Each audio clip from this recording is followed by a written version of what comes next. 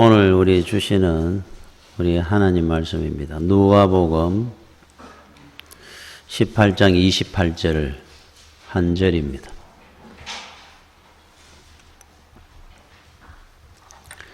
누가복음 18장 28절입니다. 베드로가 여짜오되 보옵소서 우리가 우리의 것을 다 버리고 주를 따랐나이다.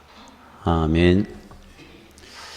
베드로가 우리 주님에게 말씀을 합니다. 우리가 우리의 것을 다 버리고 주를 따랐나이다. 참 은혜롭고 귀한 말씀입니다. 우리도 훗날 주님을 만났을 때 우리의 것을 다 버리고 내가 주를 따랐습니다. 이렇게 말씀을 할 수 있어야 되지 않나 이런 생각이 듭니다. 1870년대니까 지금으로부터 한 150년 전쯤입니다. 미국의 그 은행들이 많이 모여 있는 뉴욕의 월스트리트에서 가장 부자로 또 동시에 가장 지독한 구두쇠로 이름이 난 여인이 있었습니다. 해리 그린이라고 하는.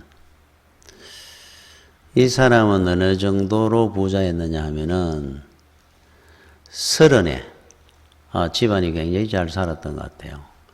그 당시 돈으로 9억 달러를 유산으로 받은 사람입니다. 아버지로부터. 9억 달러면은 요즘으로 이제 계산을 하면은 예를 들어가 1000대 1로 치면은 9천억입니까? 그런데 이 사람이 그 유산을 가지고 주식하고 채권하고 부동산 투자를 하면서 나중에 50년 뒤에 나이가 81에 세상을 떠났는데 자기 재산의 100배를 모아가지고 900억 달러를 모은 사람입니다. 그러면 돈이 얼마입니까? 저 계산을 잘 못하겠어요. 900억 달러니까. 이게 150년 전쯤의 사람이니까 어느 정도로 이 사람이 대단한 사람이냐 아마 돈을 모으는데 33세 결혼을 하는데 또 남편이 굉장한 부자였다 그래요. 그렇지 않았겠습니까? 그런데 각서를 썼다 그럽니다. 절대로 재산은 공동 소유로 하지 않는다. 아무리 어려워도 아내의 돈은 1원이라도 건드리지 않겠다. 각서를 쓰고 남편과 결혼을 했는데 결혼해가 한 10여 년 지나면서 남편이 사업에 실패를 하고 부도가 나게 되었습니다. 그 길로 가차없이 이혼을 했던 사람입니다. 아들 둘이 있었는데 두 아들에게는 검정색 옷만 입혔다고 합니다. 세탁비를 줄이려고. 그 장남이 밖에서 놀다가 무릎을 심하게 다쳤던 모양이에요. 병원 갈 돈 아낀다고 병원을 안 가고 집에서 치료를 하다가 그게 점점 심해져 가지고 다리 하나를 절단을 했다 그럽니다. 병원비 아끼려고 그러다가. 그렇게 엄청난 부자인데 그 아이들하고 식사를 할 때도 마른 빵 한 조각, 우유 한 컵 외에는 더 안 줬다 그럽니다. 아까 악착같이 돈을 모으는 겁니다. 81에 죽을 때 이유가 그 우유 배달을 하는 분이 수금을 하러 왔는데 그 돈을 깎으려고 싸움을 하다가 뇌졸중으로 쓰러져 죽었다 그럽니다. 죽고 난 이후에 남았는 재산이 900억 달러를 남겼다 그럽니다.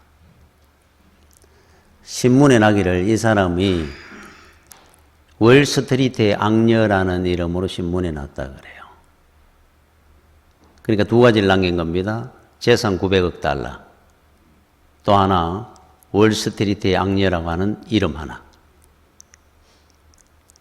야, 이 상상이 됩니까? 이해가 됩니까, 이게? 사람에게는 두 가지의 그 삶의 양식이 있다 그래요. 에리 프롬이라고 하는 독일의 사회학자가 했는 말이라 그러는데 전 잘 모릅니다, 이분을. 이분이 그 소유 양식, 존재 양식 두 가지가 있다. 이제 소유 양식이라는 건 막 무조건 소유욕을 가지고 사는 거. 많이 모으고 쌓고, 사람이 소유 양식에 빠져 살면은 불행해지고 비참해지는 겁니다. 모으다가 끝나는 인생이 되니까. 국가가 소유 양식에 빠져가지고 결정을 하게 되면 전쟁이 일어날 겁니다. 그러면은 사람답게 사는 방식은 존재 양식입니다. 존재의식을 갖고 사는 거예요. 특별히 성도들은. 주가 나를 이 땅에 보내신 이유, 사명을 가지고 사는 거죠. 여러분 옛날에 그 조각가 로댕이라고 하는 유명한 조각가가 있죠. 그분의 아내가 나이가 들고 난 뒤에 기자들하고 이야기를 하는 중에 이런 말을 했다 그럽니다. 나는 내 남편에게 영감을 주고 작업을 하기 위해서 사육되며 살았습니다. 그랬다 그래요. 그런데 남편은 유명해졌습니다. 부와 명성을 얻었습니다. 본인은 불행하게 살았다는 거죠. 그죠? 남편은 그만큼 높아지고 영광을 얻고 부도 생기고 했는데 본인은 전혀 존재의식 없이 살았으니까. 여러분들은 이 아내의 로댕의 아내 이야기가 충분히 이해가 될 겁니다. 그럴 것 같아요. 자기 어떤 존재감이 전혀 없이 남편은 명성을 얻고 로댕의 아내라는 명성을 얻었을지 몰라도 정말 어떤 한 면에는 불행해질 것 같아요. 그렇게 살면은. 오늘 우리 본문의 베드로가 오늘 했는 말인데 이 말씀을 하게 된 이유가 앞에 이래 읽어보면은 어떤 부자 관리가 그러니까 율법사라고 전해지고 있습니다. 이 사람이 우리 주님을 찾아와 가지고 어떻게 하면 영생을 얻을 수 있습니까? 질문을 합니다. 그때 우리 주님께서 십계명에 나오는 말씀처럼 간음하지 마라, 도둑질하지 마라, 거짓 증거하지 마라 여러 가지를 이래 말씀을 다 지켰느냐 물었어요. 그거 네, 다 지켰습니다. 어릴 때 신앙생활을 굉장히 잘했던 부자였던 것 같습니다. 그런데 이제 마지막에 네 한 가지 부족한 것이 있다. 이 부자였으니까 이 사람은 네 가진 것을 가지고 가난한 자들에게 나눠주고 살아라 그랬어요. 그때 이 사람이 워낙 부자다 보니까 소유의식에 빠져 살았으니까 한 푼도 못 주는 겁니다. 근심하며 돌아갔다 그럽니다. 그래서 우리 주님께서 하신 말씀이죠. 부자가 하늘나라에 들어가는 것은 낙타가 바늘귀에 들어가는 것보다 어렵다. 그 말씀을 하고 난 뒤에 베드로가 주님에게 이 말씀을 한 겁니다. 우리는 다 버리고 주를 쫓았나이다. 자, 주님을 따라가는 데는 세 가지를 우리 주님께서 말씀을 했습니다. 마태복음 16장 24절에 이에 예수께서 제자들에게 이르시되 누구든지 나를 따라오려거든 이제 세 가지는 자기를 부인하고 명예욕, 소유욕 이런 것으로부터 벗어나야 된다는 겁니다. 자기 십자가 지고 나를 따를 것이니라 그럽니다. 이럴 때만이 나를 따라올 수 있다. 그러면 베드로는 어떻게 이렇게 자신 있게 이야기했을까? 이해가 갑니다. 여러분 베드로는 갈릴리의 어부였어요. 고기 잡고 살았습니다. 주님께서 네가 사람 낚는 어부가 되게 하리라 따라오라 그럽니다. 그때 베드로가 이런저런 생각 하나 안 합니다. 자기 배를 버려두고 거물을 버리고 가족을 버리고 주님만 바라보고 따랐던 사람이에요. 그러니까 충분히 베드로는 이렇게 말할 수 있는 자격이 있는 것 같습니다. 그런데 이제 그 다음에 문제가 자기 부정, 십자가 지는 것이 안 됐던 그 사람이에요. 그러다 보니까 마태복음 16장에 결정적인 베드로의 실수가 나오는데 베드로가 우리 주님을 향해서 신앙 고백을 하는 것이 나오죠. 주는 그리스도시요 살아계신 하나님의 아들입니다. 주님이 칭찬하면서 천국 열쇠를 내가 너에게 주리라. 얼마나 큰 칭찬을 받았습니까? 그 이후에 주님께서 바로 말씀을 합니다. 내가 곧 십자가를 지고 죽으러 가야 된다 그랬어요. 그때 베드로가 만류를 합니다. 절대로 주님에게는 그럴 일이 안 생길 겁니다. 그럴 수 없습니다. 그리 마옵소서 그랬어요. 그때 우리 주님께서 꾸중을 합니다. 사단아 내 뒤로 물러가라. 너는 나를 넘어지게 하는 자로다. 사람의 일은 하나님의 일은 생각지 아니하고 사람의 일을 생각하는구나. 질책을 받습니다. 자기 부정이 안 되는 겁니다. 자기 십자가를 못 지는 겁니다. 주님이 십자가를 지러 간다 그럴 때 제자들이 모여 앉아서 했는 것이 있어요. 네가 우의정이 되느냐 내가 좌의정이 되느냐 그거 가지고 논쟁을 하고 있습니다. 이 사람들은. 그때 우리 주님께서 이런 말씀을 합니다. 마태복음 20장 28절에 인자가 온 것은 섬김을 받으려 함이 아니라 도리어 섬기려 하고 자기 목숨을 많은 사람의 대속물로 주려 함이니라. 다 버리라는 겁니다. 나는 섬기려 하는 자로 이 땅에 왔고 그래서 대속물로 내 생명을 주기 위해서 이 땅에 왔느니라. 세상에 다 안 버릴 게 없습니다. 그러면은 여러분 섬기는 자의 자리로 내려가면은 자존심이 없지요. 자기 소유욕이나 명예욕이나 이런 게 다 필요 없어집니다. 제일 낮아질 거니까. 생명을 바칠 거니까. 자, 그래서 주를 따르는 자. 첫 번째 조건이 하나 나옵니다. 섬기는 자가 되어야 자기 부인이 이루어지고 자기 십자가를 질 수 있고 주님을 따라갈 수 있다 가르치는 말씀이에요. 섬기는 자. 여러분 그 쉘 실버스타인이라는 분이 썼는 아낌없이 주는 나무라는 것이 있습니다. 그 내용은 아주 이렇게 간단합니다. 그 한 소년이 집 앞에 큰 나무 한 그루가 있었어요.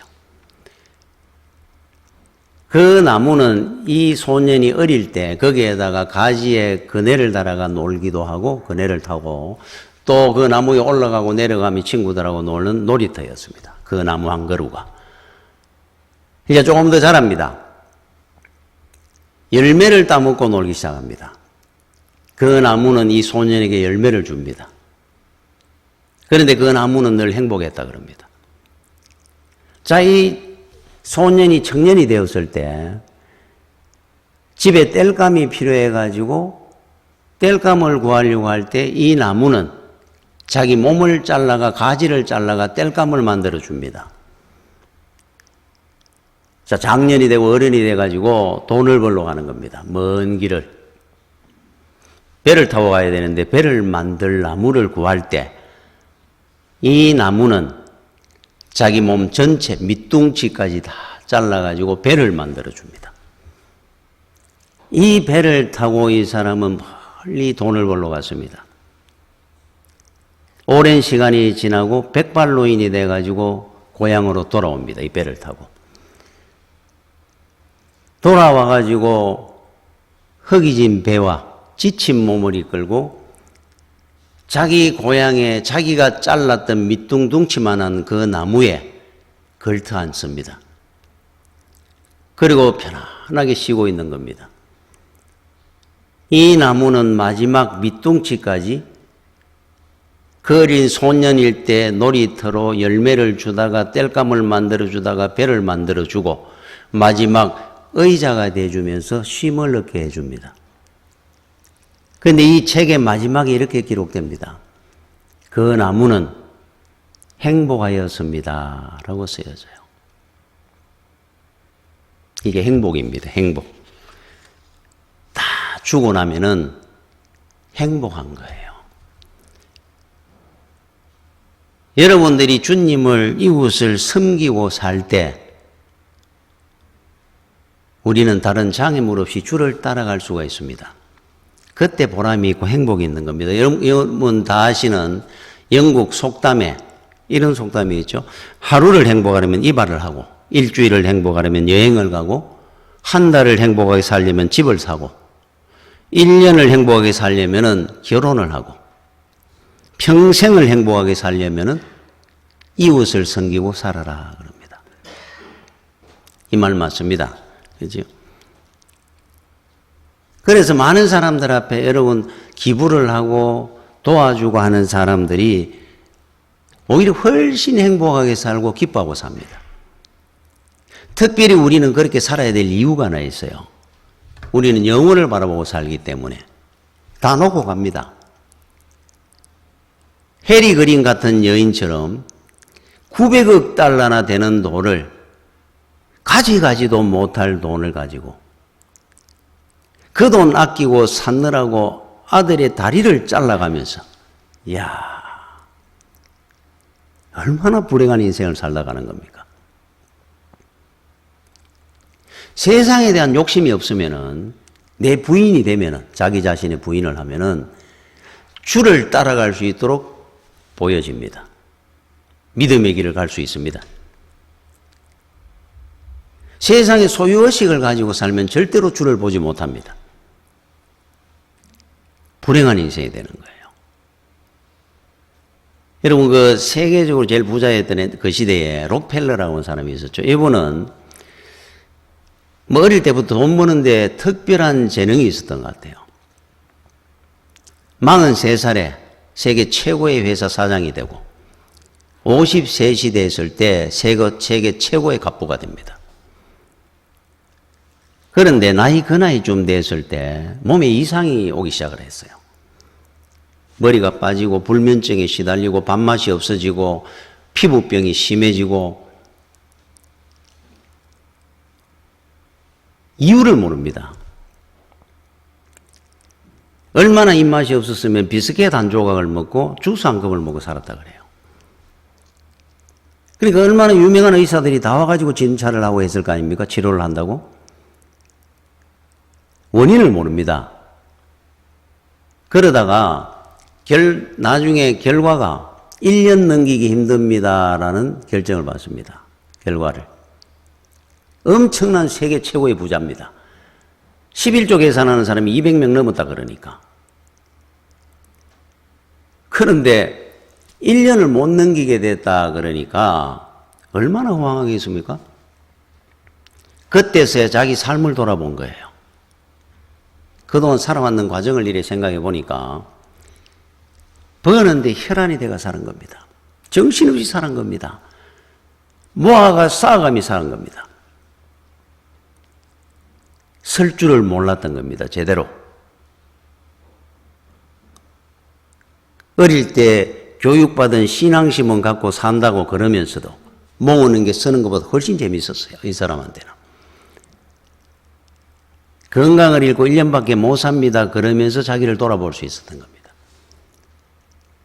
그때서야 이제는 삭고 모으는 것이 아니고 쓰고 살아야 되는구나. 재단을 만듭니다. 자선재단을. 학교를 설립을 하고 병원을 설립하고 고아원을 만들고 돈을 선한 데 쓰기 시작했던 겁니다. 우리가 잘 아는 리버사이드 처치라고 유명한 참 아름다운 교회를 세웁니다. 많은 일을 했어요. 그 이후에. 그러고 나는데 어느 날 자기도 모르는 사이에 밥이 마시기 시작한 겁니다. 다 빠졌던 머리가 생깁니다. 건강이 회복되기 시작을 했어요. 열심히 사회활동하고 자선활동하다가 이 사람이 몇 살까지 살았는 줄 압니까? 98에 세상을 떠났습니다. 다른 어떤 질병 하나 없이 살았다 그럽니다. 그 이후부터는. 야, 대단하지 않습니까? 그래서 사도행전에 주는 자가 받는 자보다 복되도다 그러는 겁니다. 여러분, 주를 따라가는데 첫 번째는 나를 부인하는 겁니다. 섬기며 사는 겁니다. 여러분, 종교개혁가이던 마틴 루터는 마지막 숨을 거두면서 유명한 말 한마디를 남겼죠. 숨이 지금 막 이래 넘어가는 그 순간에 많은 사람들이 옆에서 지켜보고 있는 가운데 큰 소리로 한마디를 외치고 소천을 했다 그럽니다. 독일어로 베르자인 베테르. 앞으로 여러분이 선언해야 될 말입니다. 베르자인 베테르. 무슨 말인 줄 압니까? 나는 거지입니다 하는 뜻이에요. 나는 이 땅에 거지로 살았다가 가는 길입니다. 사람들한테 하나님 앞에 제대로 베푼 거 없이 얻어먹기만 하고 도움만 받았고 나는 늘 부족했고 모자라던 인간입니다 하는 뜻이에요. 더 이상 소원도 없습니다. 원함도 없습니다. 시험 들 일도 없었고 뭐가 되느니 안 되느니 원망하고 불평할 일도 나는 없습니다 하는 뜻이에요. 베르자인 베테인. 앞으로 여러분들이 베르자인 베테르 하는 이 말을 여러분들의 말로 선언하고 사십시오. 우리가 무엇이 더 부족한 것이 있고 무엇이 되느니 안 되느니 할 말이 있겠습니까? 아무것도 없었는데 하나님 은혜로 그저 밥 먹고 살았는 건데 이웃에게 내가 나누어 준 거 하나도 제대로 없었는데 전부 하나부터 열까지 하나님으로부터 이웃으로부터 받은 것밖에 없는 내 존재가 내가 뭐를 잘났다 할 것이 있으며 부족하다고 원망할 것이 있겠어요? 여러분 사도 요한은 요한복음 1장 16절에 우리가 다 그의 충만한 데서 받았으니 은혜 위에 은혜르라. 여러분 은혜 위에 은혜르라. 우리가 좋아하는 단어입니다. 이게 여러분 어떤 뜻입니까? 은혜를 받고 낳는 사람은 더 큰 은혜를 받는다. 받은 은혜 위에 더 많은 은혜를 원합니다. 이 뜻이 아니고 은혜를 받고 나니까 모든 것이 은혜로 보입니다 하는 뜻입니다. 이 말이. 내가 은혜를 받고 나니까 지금의 나의 현실도 과거도 나의 성공도 실패도 들려지는 저 새소리 하나도 시냇물 소리를 하나라도 아름답지 않은 것이 없어졌습니다 하는 말이 은혜 위에 은혜로라 하는 뜻이에요. 은혜를 받고 나니까 전부 은혜다 이 말입니다. 여러분 느껴보셨을 겁니다. 은혜 받고 난 뒤에 기도하고 난 뒤에 그렇게 무겁던 그 심령이 가벼워지고 세상 보는 것들이 다 아름답게 보여지는 그것이 바로 은혜 위에 은혜로라 하는 뜻입니다. 여러분 우리가 받은 은혜가 없어가지고 원망하고 시험 드는 겁니까? 그렇지 않습니다. 은혜는 무한히 많이 받았는데도 부족하다 생각하잖아요. 부족한 것이 뭐 있습니까? 베르자인 베테르 나는 원래 거지인데 가진 것도 없고 부족한 것 받고 이것만 해도 차고 넘치는 은혜를 받은 건데 이게 우리 선언이 돼야 됩니다. 여러분 오스카 와일드의 우화적 그 단편 소설이 하나 있죠. 우리 주님께서 이 땅에 계시는 동안에 사람들의 병도 치유해주고 안전병에도 일으키고 소경도 눈도 뜨게 하시고 많은 이적을 행하시다 가셨는데 주님이 어느 날 길을 가는 겁니다. 가다 보니까 술주정뱅이 하나를 만났어요. 그래 당신은 왜 술을 먹고 이렇게 고주망태가 되어 삽니까? 저는 옛날에 안전뱅이 거지였습니다. 주님이 나를 일으켜 주시지 않습니까? 정상이도록. 그러면 감사하고 살아야 되지. 소원이 이루어진 거 아닙니까? 여러분 안전뱅이의 가장 큰 소원이 뭐겠습니까? 일어나는 거겠죠. 소경의 가장 큰 소원이 뭡니까? 보는 걸 겁니다. 돈을 100만 원, 1000만 원보다 가장 큰 은혜를 받았지 않습니까? 죽어가는 자에게 제일 귀한 것은 살아나는 겁니다. 그런데 왜 이렇게 삽니까? 물었어요. 일어나서 보니까 옛날에는 안전뱅이였을 때는 엎드리기만 있어도 동전을 던져주고 돈을 주기 때문에 먹고 사는 데는 어려움이 없었는데 정상인이 되고 나니까 할 게 없다는 거예요. 밥 먹고 살기가 힘든다는 겁니다. 그래서 그냥 술이나 먹고 삽니다. 그래요. 지나가다가 한 장녀를 만납니다. 왜 이렇게 사느냐고 물었습니다. 주님이. 내가 주님을 만나가지고 새 사람이 됐습니다. 그런데 새 사람은 됐는데 주변의 사람들이 나를 친구로 안 삼아줍니다. 나의 과거를 알기 때문에. 나는 늘 외롭고 쓸쓸했습니다. 사는 것이 너무 힘들어가지고 다시 장녀가 된 겁니다. 세 번째 한 사람을 지나가다 보니까 불량배를 만났습니다.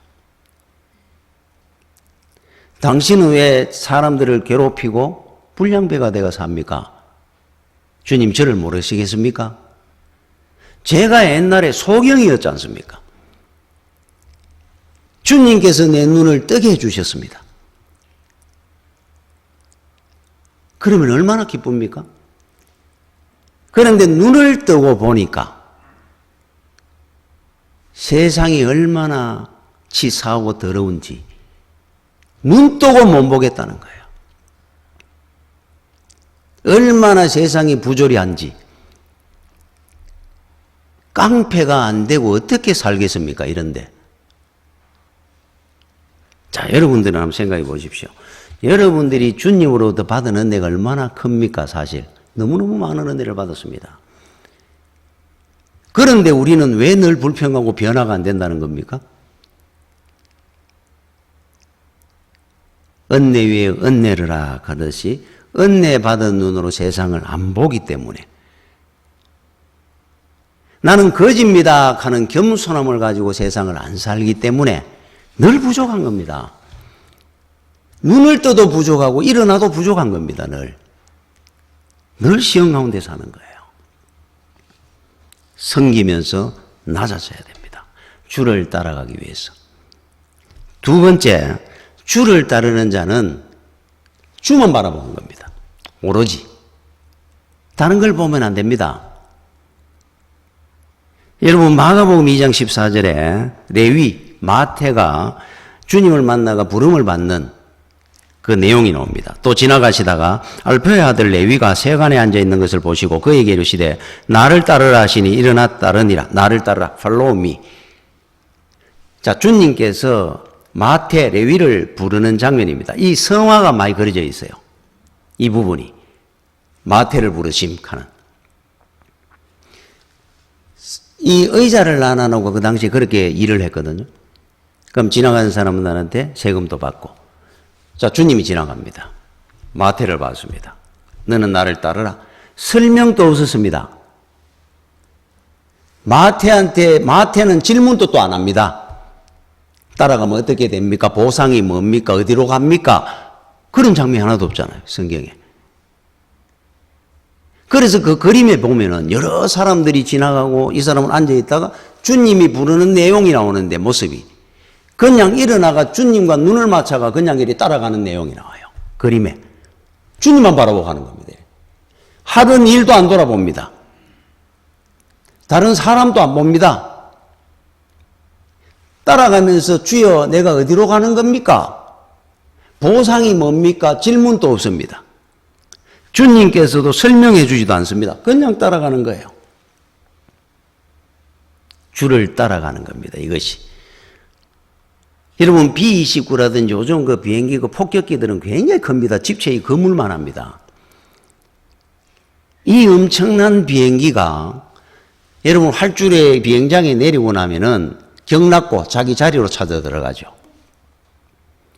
들어갈 때 뭐 자리들이 다 있을 거 아닙니까? 그럼 이 비행기가 빠지면 그 비행기 사이로 들어간다든지 그거를 안내하는 차가 있습니다. 조그마한 집차입니다. 이런 군용 집차. 군용 집차가 뒤에다가 팻말이 하나 딱 붙어 있습니다. Follow me 딱 써 있어요. 나를 따르라. 자, 이 집차가 앞서갑니다. 그 큰 덩치, 큰 빌딩만한 이렇게 엄청난 그 B-29라든지 이런 폭격기가 조그마한 집차를 뒤에 쫄쫄쫄쫄쫄 따라갑니다. 따라가야 되는 겁니다. 따라가야 지자리로 들어가는 겁니다. 주를 따라가야 제자리로 가는 겁니다. 우리가. 나를 따르라 그럴 때. 주의 인도하심을 안 받는 순간 인생은 무효입니다. 전부. 그게 바로 주를 따라가는 길입니다. 쫄쫄쫄쫄 가락하는 대로 가면 돼요. 그렇죠? 이설이 필요 없습니다. 주님만 바라보는 겁니다. 베드로가 왜 한 번씩 넘어진 줄 압니까? 가면은 좌의정이 됩니까? 우의정이 됩니까? 보상이 뭡니까? 그러는 순간에 넘어지는 거예요.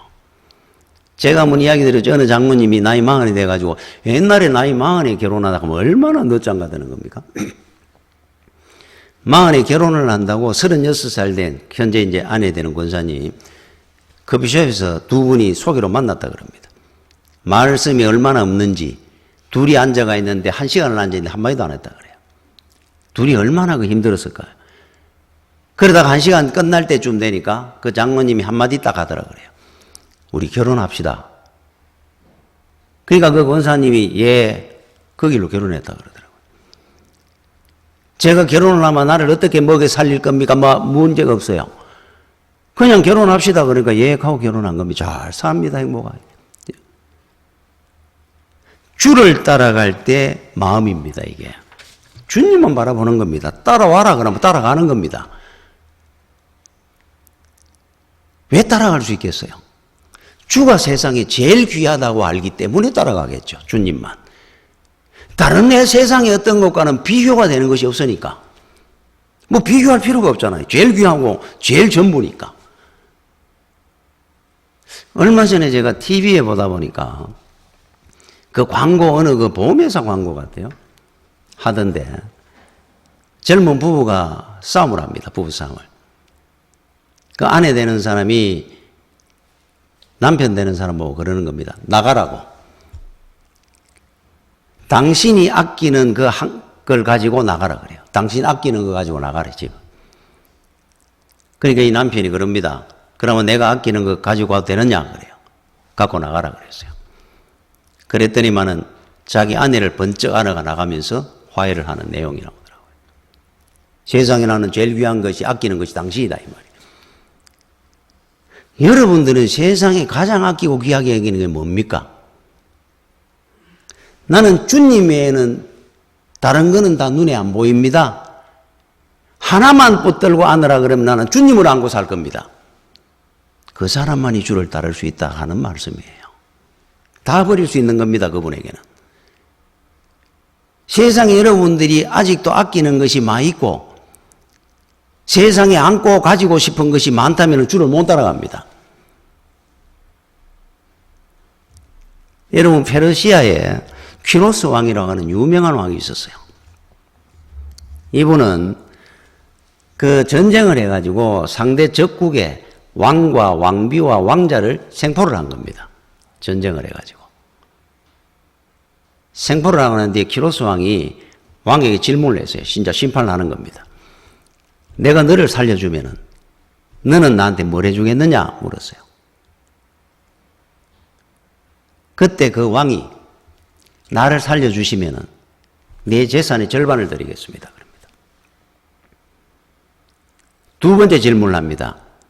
그러면 저 왕자를 내가 살려주면은 너는 나한테 뭘 해주겠느냐? 내 재산의 전부를 드리겠습니다. 마지막으로 저 왕비를 내가 살려주면은 너는 나한테 뭘 해주겠느냐? 그 왕이 그랬는 겁니다. 생명을 드리겠습니다. 자기를 살려주면 재산의 반을 주고 자기 아들을 살려주면 재산의 전부를 주고 자기 아내를 살려주면 내 생명을 드리겠습니다. 그래서 퀴로스 왕이 탐복을 하면서 살려줘라다. 모든 걸 다 자기에게 돌려줘라 그랬어요. 왕국도 없고 살아나온 겁니다. 이분이. 자, 집에 왔습니다. 왕비에게 이야기를 하는 겁니다. 얼마나 감사합니까? 퀴로스 왕이 그래도.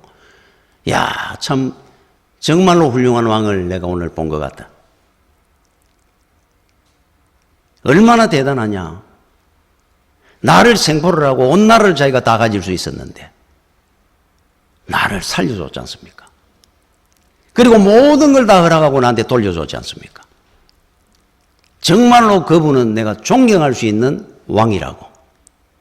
당신은 어떻게 생각합니까? 물었어요. 그때 이 왕비가 너무너무 진짜 감사한 것 같다. 이래 이야기한 게 아니고 저는 퀴로스 왕이라는 사람의 말도 듣지를 못했고 그 왕을 보지도 못했습니다. 그랬어요. 아니 무슨 말 하냐고 저하고 같이 내하고 앉아가 그 왕의 심판을 우리가 받았고 이 결정을 내는 그 왕을 보지도 듣지도 못했다니 무슨 말 하는 거요? 저는 딱 한 남자만 봤습니다. 나를 위해서 생명을 바치겠다고 하는 그 남자 만나고 보고 그 사람 말만 듣느라고 어떤 남자도 나는 못 봤고 못 들었습니다.